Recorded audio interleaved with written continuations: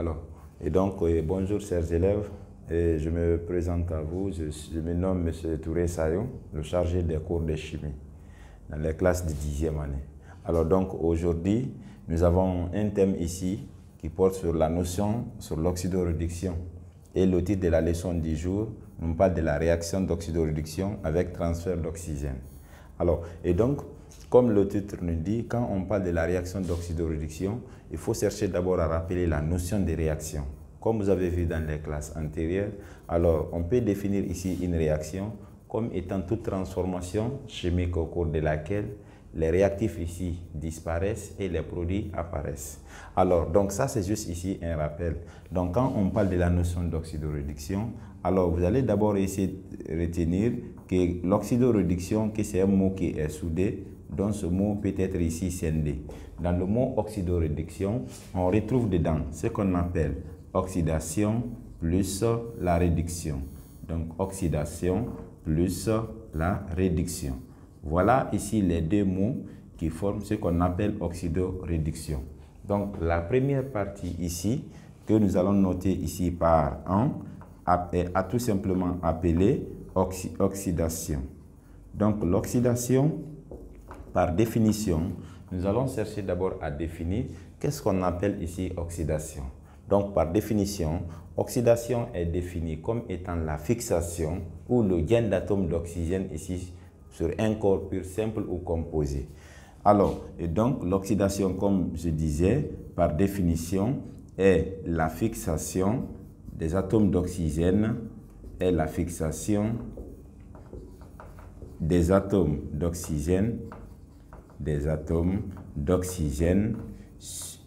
sur un corps pur, simple ou composé. Sur un corps pur, simple ou composé.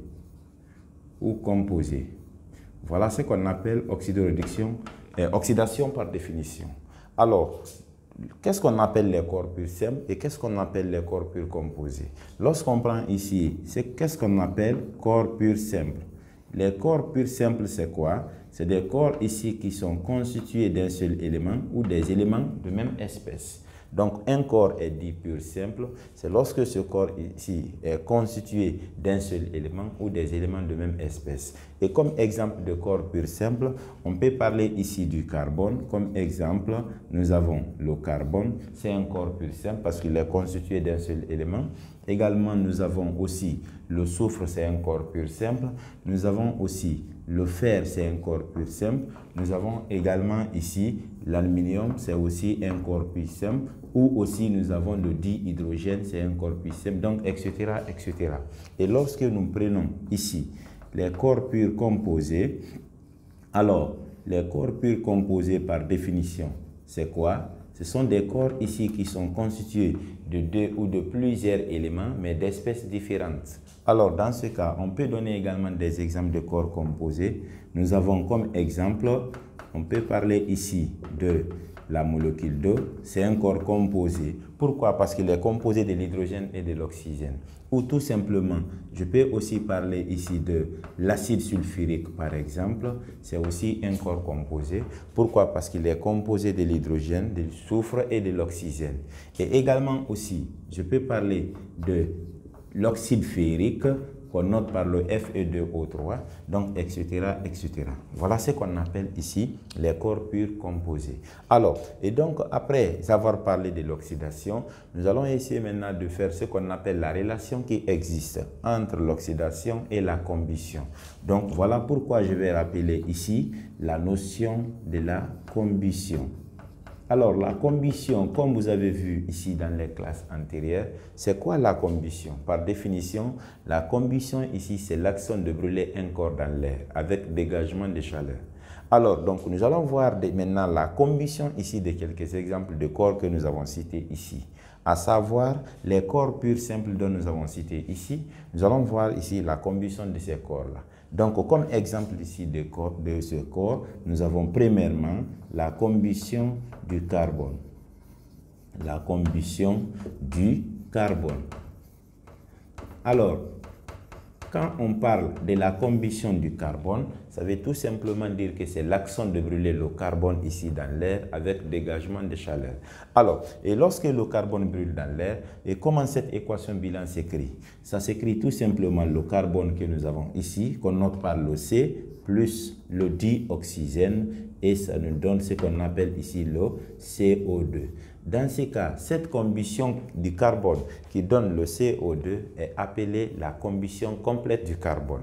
Alors, et donc cette équation déjà, elle est équilibrée tout simplement parce que nous avons deux atomes d'oxygène et deux atomes d'oxygène au niveau des produits. Et nous avons ici un atome de carbone et un atome de carbone par là. Donc, dans ce cas, on dira que l'équation, elle est équilibrée. Alors, cette combustion peut être appelée combustion complète. Donc, on peut l'appeler combustion complète du carbone. Alors, d'autre part aussi, on peut faire la combustion du carbone et cette combustion serait dans ce cas appelée la combustion incomplète. Et comment ça s'écrit? Toujours ça se fait avec le carbone. On a ici le carbone plus le dioxygène, toujours, ça nous donne ce qu'on appelle le CO. Le CO est appelé le monoxyde de carbone. Et le CO2 est appelé le dioxyde de carbone. Donc le CO2, on l'appelle le dioxyde de carbone ou le gaz carbonique. Donc le dioxyde de carbone ou le gaz carbonique. Et le CO est appelé le monoxyde de carbone. Donc ce CO, avec la combustion incomplète, cette combustion est appelée la combustion incomplète du carbone. Donc on va chercher à équilibrer cette équation avant de continuer. Pour équilibrer cette équation, toujours on commence par l'oxygène. Pourquoi? Parce qu'on nous parle ici de la réaction d'oxydation avec transfert d'oxygène. Ça veut dire que dans cette réaction ici, la priorité est donnée à l'oxygène. Pourquoi? Parce qu'il s'agit du transfert d'oxygène. Donc, l'oxygène est là au niveau des réactifs, il est pris 2 fois. Au niveau des produits, l'oxygène est pris 1 fois. Donc, pour avoir ici 2, il suffit juste de multiplier l'oxygène par 2. Et dès qu'on multiplie ici le CO par 2, dans ce cas, le carbone est dérangé. Le carbone ici devient 2 et par là, le carbone est pris 1 fois. Donc, pour avoir 2, on multiplie le carbone également par 2. Donc, l'équation, elle est équilibrée. Alors, on peut appeler cette combustion comme étant la combustion incomplète du carbone. Donc, ça, c'est la combustion incomplète du carbone. Alors, et comment on peut reconnaître maintenant ici le CO2 et le CO? C'est ce qu'on appelle la mise en évidence. Alors, si nous prenons ici le CO2, pour connaître ici le CO2, ce qu'on appelle la mise en évidence, le CO2 est tout simplement un gaz qui trouble l'eau de chaud. Donc, le CO2 est appelé tout simplement un gaz qui trouble l'eau de chaud. Donc, c'est le gaz qui trouble l'eau de chaud. Qui trouble l'eau de chaud. L'eau de chaud. Alors, donc, et si il s'agit du CO, c'est-à-dire la combustion incomplète, alors dans ce cas, on aura le CO. Et comment on peut faire la mise en évidence du CO? Le CO ici, qu'on appelle le monoxyde de carbone, ou on peut appeler oxyde de carbone, cet oxyde de carbone ici est tout simplement un gaz très toxique. Donc, est un gaz très toxique. Donc, on appelle gaz très toxique. Donc, voilà ici ce qu'on appelle la combustion du carbone. Et le CO, son nom est tout simplement le monoxyde de carbone. Donc, on l'appelle monoxyde de carbone. Ou on peut tout simplement l'appeler oxyde de carbone. Donc, voilà ce qu'on appelle la combustion du carbone. Alors, après, deuxième exemple ici de combustion, je prends ici la combustion du soufre. La combustion du soufre. Alors, donc comme je disais, le deuxième exemple ici, c'est la combustion du soufre. Et donc, quand on parle de la combustion du soufre, ça veut tout simplement dire que c'est l'action de brûler ici le soufre dans l'air. Et comment l'équation ici s'écrit? Lorsque le soufre ici brûle dans l'air, ça s'écrit comme ça, le soufre plus le O2. Alors, on est censé ici obtenir un produit appelé le SO2. Ce SO2 est appelé le gaz sulfuré ou on peut dire le dioxyde de soufre. Donc, ce SO2 est tout simplement appelé gaz sulfuré,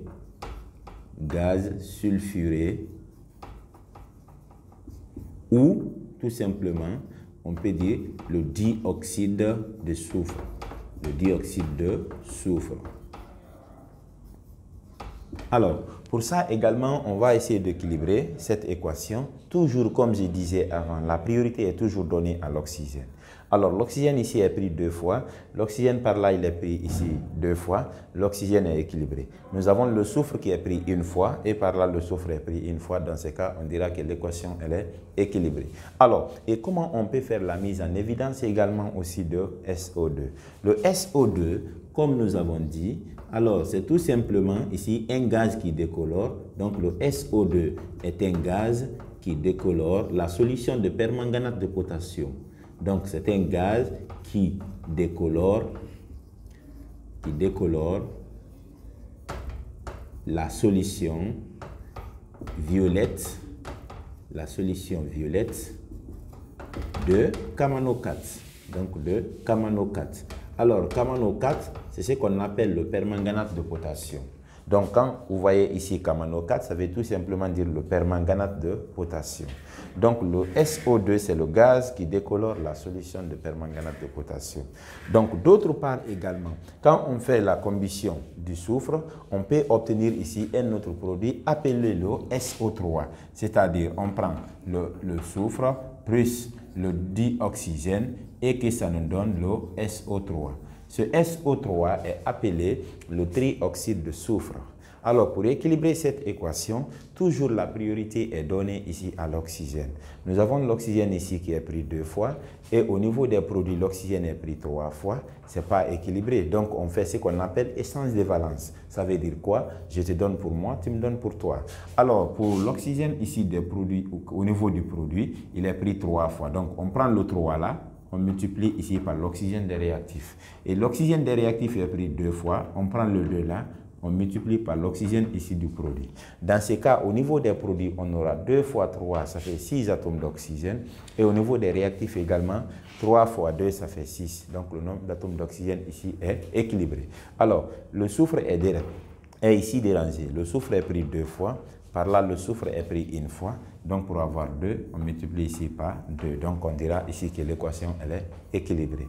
Donc, voilà également ce qu'on appelle la combustion du soufre. Alors, et troisième exemple de combustion, nous avons tout simplement ce qu'on appelle la combustion du fer. Alors, la combustion du fer. Alors, pour parler ici de la combustion du fer, le fer n'est pas comme le carbone, le fer n'est pas comme le soufre. Le fer, c'est un métal, tandis que le carbone et le soufre, c'est des non-métaux.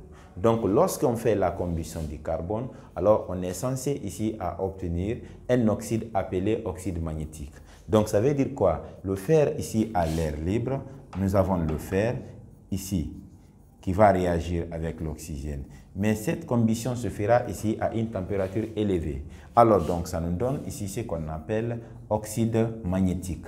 Oxyde magnétique, c'est le Fe3O4. On l'appelle oxyde magnétique. Donc, le Fe3O4 est appelé oxyde magnétique. On l'appelle oxyde magnétique. Alors, qui joue ici le rôle de l'aimant. Alors, pour équilibrer également cette équation, nous avons l'oxygène qui est là au niveau des réactifs, il est pris 2 fois. Oxygène au niveau des produits, il est pris 4 fois. Pour avoir ici 4, on multiplie l'oxygène par 2. 2 fois 2, ça fait 4. Et ici également, nous avons 4. L'oxygène est équilibré. Nous avons 3 atomes de fer, 1 atome de fer. Pour avoir ici 3, on multiplie ici par 3. Donc, on dira ici que l'équation, elle est équilibrée. Également, voilà ce qu'on appelle la combustion ici du fer. Mais on peut également aussi faire la combustion du fer et qu'on obtient d'autres oxydes encore de fer. À savoir, on peut obtenir ici l'oxyde ferrique, dont la formule est le Fe2O3. On peut obtenir également l'oxyde ferreux, dont la formule est le FeO. Alors, tout ça, c'est des produits obtenus à partir de la combustion du fer. Alors, donc après, je vais terminer la partie par ce qu'on appelle ici la formation de la rouille. Alors, la formation de la rouille. La formation de la rouille. Alors, parlant ici de la formation de la rouille, qu'est-ce qu'il faut retenir? Il faut retenir tout simplement que la formation de la rouille est une réaction chimique lente. Pourquoi? Tout simplement parce que la rouille ne se forme pas ici dans 2 jours, dans 3 jours, ni dans une semaine. Donc, ça se fait ici à long terme. Voilà pourquoi on dit que la formation de la rouille est une réaction chimique lente.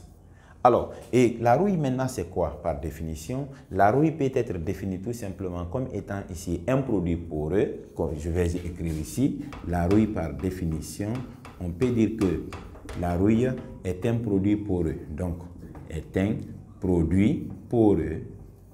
La rouille est un produit poreux, rouge-brun. Donc, sa couleur varie de rouge-brun. Alors, qui recouvre le fer,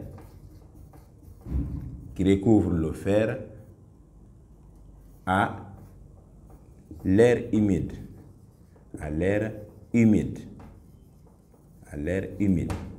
Voilà ce qu'on appelle ici la définition de la rouille. Alors, cette définition, mais la réaction ici qui conduit ici à la formation de la rouille, cette réaction ici n'est pas demandée en 10e année. Il n'y a pas cette réaction dans le programme de la 10e année. Mais on peut quand même donner ici quels sont les éléments qui forment ce qu'on appelle ici les produits.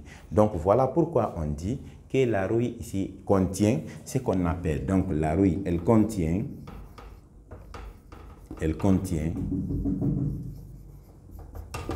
de Fe2O3 qu'on appelle oxyde ferrique et le Fe, facteur OH pris 3 fois, qu'on appelle hydroxyde de fer 3. Hydroxyde de fer 3 ou l'oxyde ferrique, ce sont des constituants ici de ce qu'on appelle la rouille. Donc, voilà ce qu'on appelle la rouille. Alors, donc, pour mieux comprendre ici ce cours-là, je vais tout simplement donner des exemples ici d'exercices dont vous allez traiter et m'envoyer ici les réponses ici en commentaire. Alors, donc, exercice. Donc, je prends exercice. Alors, 1. Je demande tout simplement de compléter et donner le nom des produits formés. Compléter et donner le nom des oxydes suivants.